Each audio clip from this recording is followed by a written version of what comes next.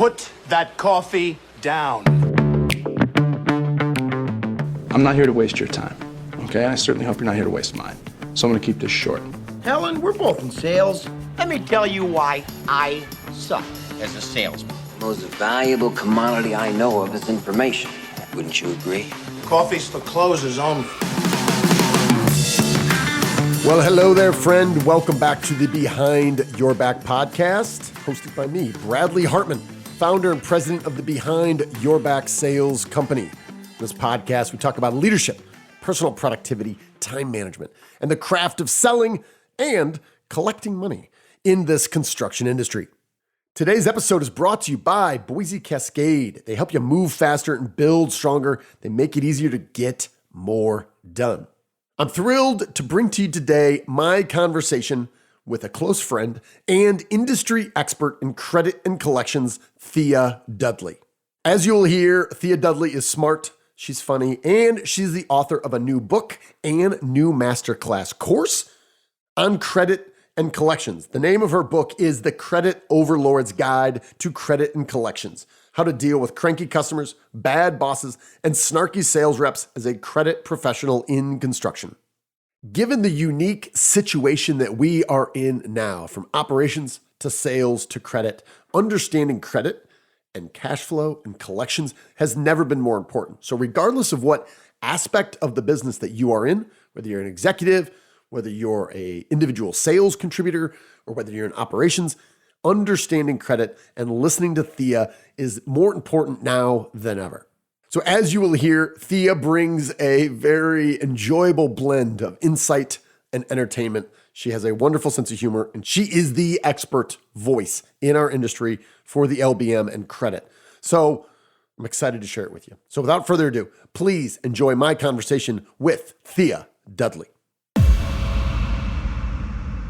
Miss Thea Dudley, welcome to the show. Thank you. Pleasure to be here. Pleasure to be back. You are a proud. Well, you can tell me if you're proud or not, but at least in my book, you're proud to be back for your second time, part of the Two Timers Club here.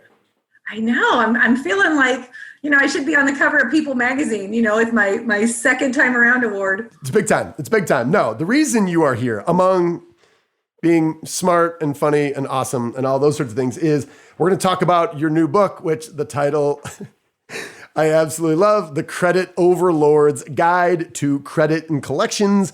I love it. As you can see right here, it's all dog-eared. I got Post-it notes in there. So we're going to talk about those things. But I want to jump in because I was blown away with the quality of the course that you made, which is through Level Set.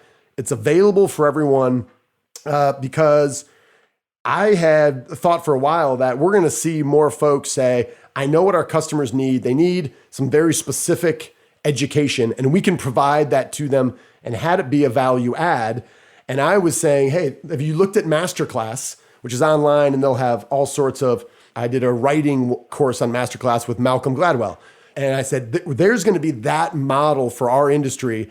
And just like that, you said, hey, by the way, I got my new online course, my new book coming. And I'm like, oh my God, you are from the future. You did this. So this is how I start off my podcast. I ramble and I don't let my guests speak at all. So tell me, how did this come about? How did you get the outline? How did you and Level Set come together at the outset?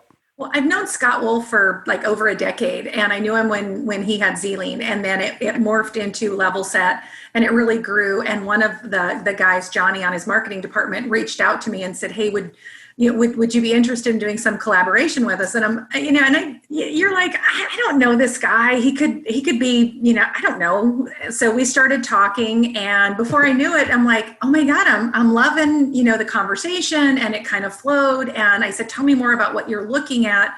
And, they were really cool about, we want to bring this information to the contractors and to the builders and, right, the material suppliers and how that looks. And I said, well, what do you obviously have something in mind.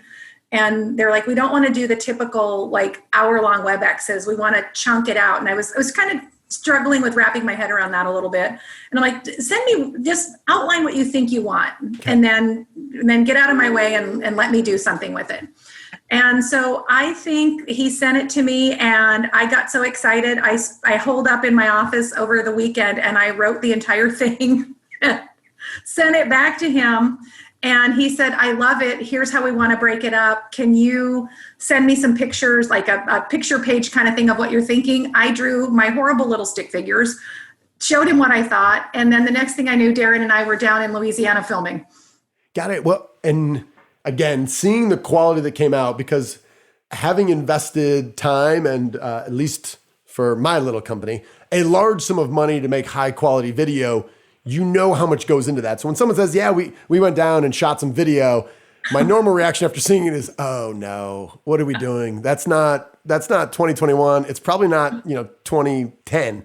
I was blown away at the overall quality. How long were you there? And just curious, where did you shoot that? Because it was a very stylish office. Was that Level Set's location? That's Level Set's office. In fact, cool. a couple of them were I sat in Scott's office a lot. I'm like, get out. So I kind of took over.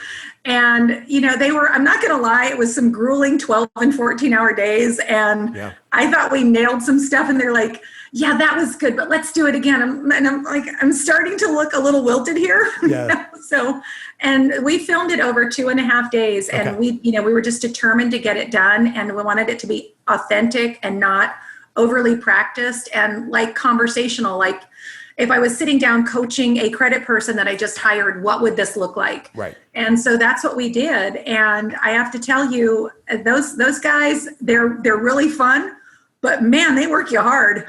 So you're on the clock for sure. Oh, yeah. Well, I've been there too, is when you've got the outline, you know what you have to shoot, and you know the time limits you have to do it. Sometimes, on the fourth take, you're like, oh God, why do I keep screwing this up? But yeah, I've been there. But I thought you guys took this idea of chunking really well. And I know this word chunking, I know it's very impressive when smart people say chunking. But you took these 5 to 7 minute segments, it appeared, kind of right in that range, which is the perfect length to watch it on your phone, to watch it on the go. And that's what I thought was so smart. So how much of that was really, did you guys make that determination up front that they had to be short, kind of bite size? I'd like to say that, gosh, we were that brilliant, but some of it we're like, you know what? I think it kind of developed as it went. And I really have to give credit to the folks over at Level Set. AV, who shot it, is an amazing cameraman. Alex, Johnny, super patient with me because, about mid-afternoon, they started shoving espressos in me, and I became just a ridiculous, all I did was giggle. And I could tell they're like, oh my gosh, don't give her any more coffee because she's getting to be useless. Let's just pull her together here. Yes. So it was, and then, AV, and I know they're going to kill me for this, but AV sent me, the blooper reel, and I watched it with my husband, and he looked at me and he said, you can never show this to another human being. And I said, that's 7 minutes of me swearing. I mean, just 7 straight minutes of random swear rants. And it was, although funny, not my proudest 7 minutes. Yes. No, they save that for blackmail. That's pretty obvious. Yeah. They can use that, deploy that at any time. Yes, definitely. Yeah. So it was, again, overall, I think really impressive. And if you were listening to this right now and you're unfamiliar with Masterclass, I would tell you, go just take a peek at that. But that idea, I was saying, 6 months ago that this is going to be happening. And then Thea, this is exactly what you did. High quality video from an expert. And now, correct me if I'm wrong, Level Set is making this free to help everyone in the industry improve their cash flow, right? That is true. I love the fact that their motto, and that's one of the reasons I was really excited about partnering with them. In fact, when they said, when can you come down to film this class?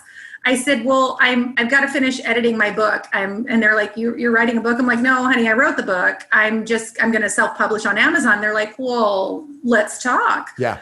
And we sat down and fleshed out something. And then Level Set published the book, and it's available on Amazon. And we just went nuts from there. And I've got to say, I've really enjoyed that. But yeah, their help first motto, they really do believe that. It's not just some little catchy line they hung on a wall. That's neat. Well, when you had originally told me about Level Set, I'm like, I'm unfamiliar with Level Set. What do they do? I think you said the four most boring words I've ever heard in a row: mechanics lean software provider. I said, oh no. And then you told me about the project and what you were doing. And I said, well, that's awesome. And then of course I saw the end result. So I think it's a good segue. If we can jump into the book, because I will tell you, as a business owner myself, I don't get excited. I get kind of excited when we close a deal, like verbal agreement, they sign on the line that is dotted. Great. You know what really gets exciting is when the cash goes into my bank and we now hold that cash. And I don't understand, and I have this conversation, we've had this conversation ad nauseum. I don't understand the casual attitude amongst salespeople in general, and for some people, actually executives and owners, that we kind of separate sales and credit. And I don't understand it because, as you said, credit is cash flow. So anyway, we are kindred spirits there. If you would allow me to, I would like to read from exactly page 100, because when right now all builders that you've ever wanted to work with, they're calling you. There's a limited supply of material that's out there. Now's the time that we can upgrade our roster, as I've been saying. And you spoke to this so well. You said, in looking at your aging report, you have to think to yourself, so who's at risk for being my next potential bad debt loss in this report? That would be, and these are bullet points: the no payer, the slow payer, the chronic slow payer, the chronic issue account, borderline accounts, previously good paying accounts that are now slowing, previously good paying accounts that are not paying at all, good paying accounts, period. In other words, everyone. Yes, I know I sound like Debbie Downer, but the phrase, Thea, you think everyone is out to get us, you don't trust anyone, is permanently burned into my brain. Why? Because everybody pays you till they don't. And that's one of the things that people forget. They're like, no, I know him. He's a good guy. It's like, I'm not disputing his character. He may be a good guy, but even good guys find themselves in really bad places, and they take you with them because they're going to make sure their family eats. And they're real sorry that this happened, but so it's your job to stay on top of that. It's just like not wanting to bury a customer where they're like, I need more credit. It's like, you are maxed out at 50 grand. I've let you go to 60. I've given you, 10% and a little bit extra just because I like you. But everybody maxes out. I don't care if you're Bob the Builder or Warren Buffett. Everybody has a credit line. I'm not helping you by burying you. And FYI, you still haven't stroked me a check because, quote, you haven't been paid, but you're going to make it up to me. Like, no. We're going to get this worked out. Well, especially now when obviously the price of everything goes up, and maybe it's not as high as it once was a few months ago, but it's still absurdly high. All of a sudden, the amount of inventory that we have on the ground, that grows. The amount of our accounts receivable, that grows. Builders, yeah, they can raise their prices. However, the question is, how much does this price increase and the amount that we're shipping to this builder who we do like, how does this change their risk profile? These are all questions that I know a lot of people are grappling with, but a lot of people aren't. They're kind of ignoring, and they're just looking at what they're getting paid. I see you motioning. What are you thinking right now? Because you skipped a step in there. So what happened is you've got a lot of builders who had a contract with somebody, and that was already signed. There was no provisions in there before, the market just went nuts. Right. So now you've got customers going, well, I'm underwater on this job. And, but I'm going to make it up on the next one. It's like, okay, so we're back to robbing Peter to pay Paul. What I hear is that eventually this song and dance you're doing is going to hit a snag, and I'm going to be the one when the music stops, I will have no chair. So let's stop that. Let's talk through that. I need to make sure we're in a good spot. So constantly evaluating. If you're not if you're not reaching out as a supplier and using, Experian, I know I harp on credit reports, but getting those updates from Cortera, D&B, Experian, whoever your flavor of the choice is, then you're missing that because trends are, some of these builders are not going to make it. Some of your subcontractors are not going to make it. They're just not prepared. They didn't have the liquidity, and they weren't prepared with anything for this. And I know, and especially with family businesses, my family lumber yards, they want to be nice. It's like, I know you do. But it's going to really be bad if they all go, if a big chunk of your business goes under and they take part of you with them. because you had warning. You need to pay attention. Yeah. Yeah. And I always think of the idea of a black swan event or turkeys around Thanksgiving. Everything was fine. The behavior I've seen from this owner has been fantastic until this day in late November. He came out with an axe and chopped their heads off. Like you're saying, make the assumption that they will be good payers until they're not. And how do you get in front of that, right? Let me throw this scenario at you. You and I have talked about it. I loved your perspective on it. You might have to clean up the language just a hair or we'll bleep it all out. We have the situation with a few of our clients where they come out and it was born during the Great Recession. So they have a very conservative mindset, which I'm fine with. I agree with. I'm conservative with my business too. They then make a credit policy that is overly conservative that then leads to just about everyone, including their best customers, to constantly go and override their tight credit policy. And then it's just kind of a free-for-all that it just becomes routine that we always blow by and surpass the philosophy we have in place. If anyone's listening to this and saying, yeah, they're describing us or something close to that, how would you coach them around that or to think better about it? It's funny because we've talked about it before. It happens a lot. Part of it's human nature. You're like, well, if it's not broke, it's like, well, I don't think you know it's broke because you've been used to it so long that you've managed to make it work. And so it does work. And I think the analogy I described for you is it's like the Frankenstein dog. It has all the parts of a dog, but it's patched together and it looks like a quilt, and it barks out of its butt and runs sideways. Okay. You know, it's not really a credit policy. Yeah. You have one in name only. So you can say, yeah, we have a credit policy, but nobody adheres to it. It's constantly over. It's like, why did you bother? And this, if you're so conservative and tight, you're leaving money on the table and you're ticking off your customers.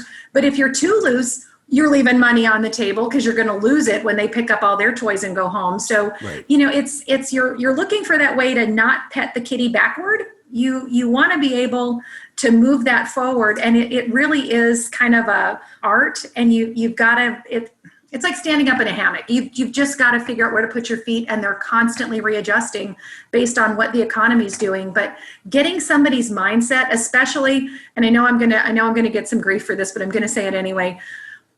I'd like to say it's just men, but people of a certain age grouping tend to get in a mindset where they're like, this is my comfort zone. I'm used to this. Mm-hmm.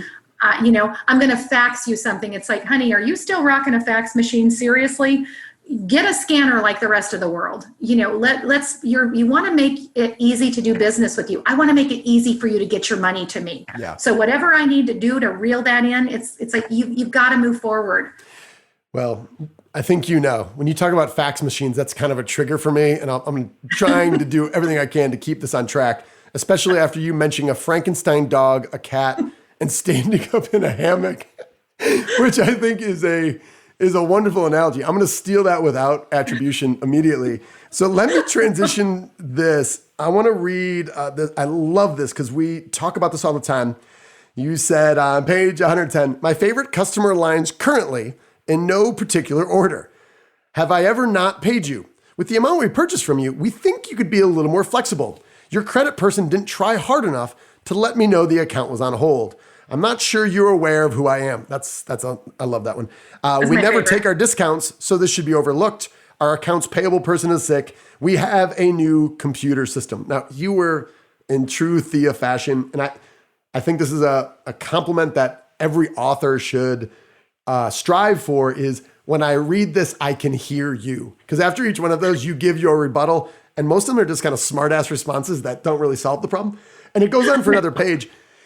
As we hear these as a collection of excuses from either longtime customers or new customers, how would you coach people just to think about them in general? Is there a mental shortcut that people should think about when we hear excuses like this? Yeah, actually, it's easier than you think. Part of it is just being prepared. You know, after a while, someone's lobbed so much stuff at you. But when I work with credit people, I coach them through, you have to sit down, whatever it is you're trying to do, and just be prepared. Where it's like, well, have I ever not paid you? It's like, well, honey, I'm on the phone with you now. So there's a clue. Right. And part of it is your delivery and how you respond to them, because you're trying to diffuse. They're already angry. So you just have to kind of put in your mind, these things aren't personal, though you're coming at me in personal attack mode, but it's not personal. I just have to be ready to come back at you with, well, let's dismantle your arguments.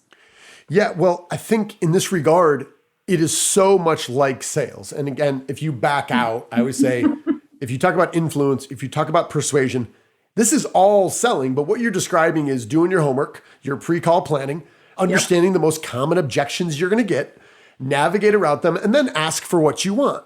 And that's really what I think you do. And that's why when I read your stuff, I think sales, and why you read my stuff and you're like, you know what? that's I gotta credit. tell you, credit people are in sales. Yes. I'm trying to sell you on why you need to buy from me and keep paying me so that you can continue to buy from me. Yeah. So yeah, credit people, whether they want to admit it or not, we are salespeople. We just have a different product. Yeah, no, that's really well said.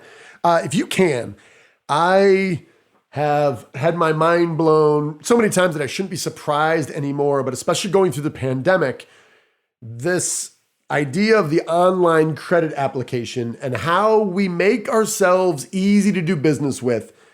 We have one client that we're working with right now.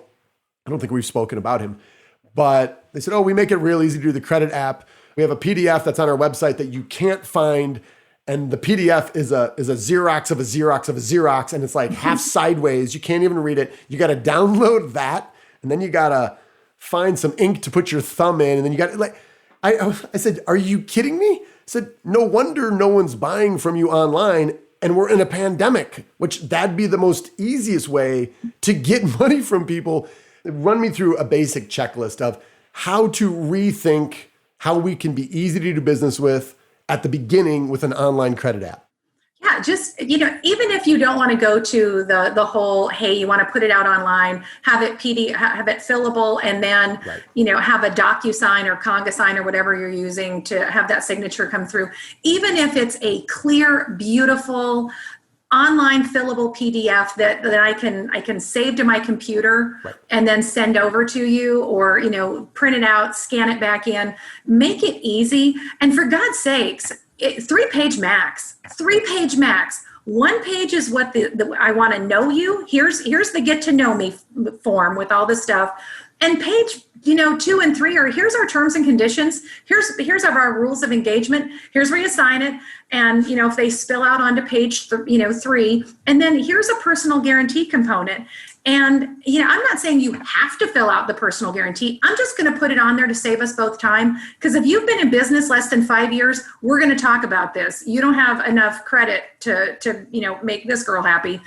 And, if you have issues, on your credit, and everybody that has an issue with their credit, they already know it no matter how much they protest, then let's sit down and talk about it. I've already got this here. And it is amazing how many people will sign that personal guarantee just as a normal part of business and never question you. And I have owners come back and go, they're never going to sign that, Thea. It's like, how about you let somebody come up with their own reason why they don't want to date you instead of telling them why not to date you? So, I kind of equate everything to relationships or shoes. So, that's where it's like, before you figure out why you're going to piss somebody off, how about you let them tell you why they might be upset? Yeah, it's fascinating to be at these round tables or talk amongst different owners, and someone will talk about an issue that they're having with credit, cash flow, certain customers. And once removed, it's very easy to say, well, you got to think differently about the personal guarantee, or this is how you got to approach it. You got to get your money. Yet these same individuals, I will look at them. I'm like, dude, that is the pot calling the kettle black. You have this exact issue. And he's like, well, it's a little bit different. I'm like, it's a lot the same, maybe. Right. So there's something to this. And I think this is why credit and many roundtables, or when you have these conferences, we're talking about credit. But when I read your book, when I see you speak, many of the modules that I saw online, this is something that obviously is, I think it's core for the executive level, especially for the sales managers, but also I think for sales reps. I know, trust me, I have my own problems getting sales reps to read my own books, but I think for the ones that want to be excellent, you are giving them the answers to the test. You've been there, everything from arguing with best customers to going to court against them.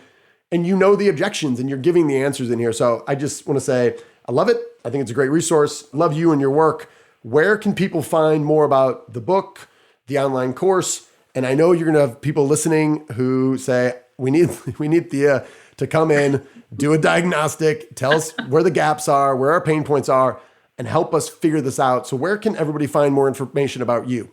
Well, you can go to my website, Pocket Protectors LLC, or you can just Google Thea Dudley. I feel like my kids did this. They thought it was really cool because they were able to find me all over the internet. Go on to Level Set's website and look up the masterclass. You can go on onto Amazon and put in the Credit Overlord and the book will come up. It used to come up with, Amazon kept dropping the A off my name, so that was really fun. But, and then it came up as something totally different. But you can definitely go onto my website. Got it. Well, by the way, Pocket Protectors, that's really smart. Thank you. We thought it was fun. For me, this has been so gratifying to be able to go into, and because I love a lumberyard. So, go into them and get to go, okay, let's talk about how to refresh this. Cause you're not doing everything wrong. I know everybody's like, you're going to come and pick me apart. It's like, you're probably doing some really good things. Right. But let's talk about, I don't want to talk so much about best practices. Let's talk about what's best practice for you and your business, not what you think I'm trying to shove down your throat. Let's talk about what's going to work for you. And then let's talk about what the comfort levels that you have. And if I try to push too much stuff to you, the wheels are going to come off your bus and I'm never going to get you down the road. Yeah. So let's pick that low hanging fruit. Let's take some of the easy things. Let's have you see some of the results and then people get excited about it. Yeah, well, the thing that I love about selling sales improvement and our consulting work and our collaborations is that it's pretty easy. It's black and white. We're looking at results. We're looking at revenue. We're looking at margin. We're looking at removing frustration, right? And you can do the same thing, and that's why we've worked together. I was thrilled to bring you in to help several of our clients that needed help, but also credit is cash flow. And the better you do that, sales go up. It makes lives easier for salespeople. And anyway, you know this. That's why I'm a fan. And that's why I appreciate you coming back on the show. Well, and thank you for having me. I mean, what's funny to me is that you still have so many owners or leaders that are like, no, sales is sales and credit's credit. And it's like, yeah, that's really antiquated thinking. And if you're not, dovetailing those into each other, there are so many things your credit department can do. And if you've got a credit department, it's like, I don't want to work, whether they don't want to work that hard, they don't want to get involved, it's like, then, there's some issues there, but you've got to get that blend together and be able to go, look, this is all about cash flow. So you really should just call it your cash flow department. Because if I'm not bringing the money in, you can't spend it. So Thea, thanks again. You've made it real easy. You put in the hard work. You are the expert in our industry on credit. So Google Thea Dudley. You'll find there and go to Level Set.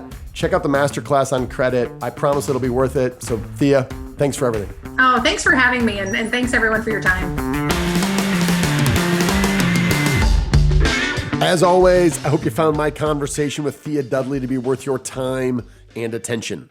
Now, our goal here is to make this the best podcast you listen to, so I'd love to hear your thoughts, ideas for future shows and potential guests, or any sales fundamental issues that you're dealing with within your team, or any specific builder issues that we might be able to help with. Do not hesitate to reach out to me directly at bradley@behindyourbacksales.com. Again, that is Bradley at behindyourbacksales.com. So we have heard from several clients and friends of ours in the industry that regularly listen to the show, and they said when Apple rolled out their new operating system for podcasts, that they deleted a lot of the subscriptions to these. So if you are listening to this, thank you. And don't hesitate to check on other people on your team to see if they are still listening as well, because it sounded like for many folks, and I do not use Apple Podcasts as my primary, I use Stitcher, but I want to make sure that we're trying to help as many people as possible and we're reaching as many ears as possible. So if you would, check in with your friends, your colleagues, and make sure that they are still subscribed. And always, we want to make this better. So if you have any suggestions for improvement, again, don't hesitate to reach out to me directly. To that point, if you did find this episode with Thea Dudley to be valuable, please share it with your network and leave a review. Those mean more to us than you know. So as always, we're going to close out with our leadership mantra. You, my friend, are owed nothing. Deliver value first.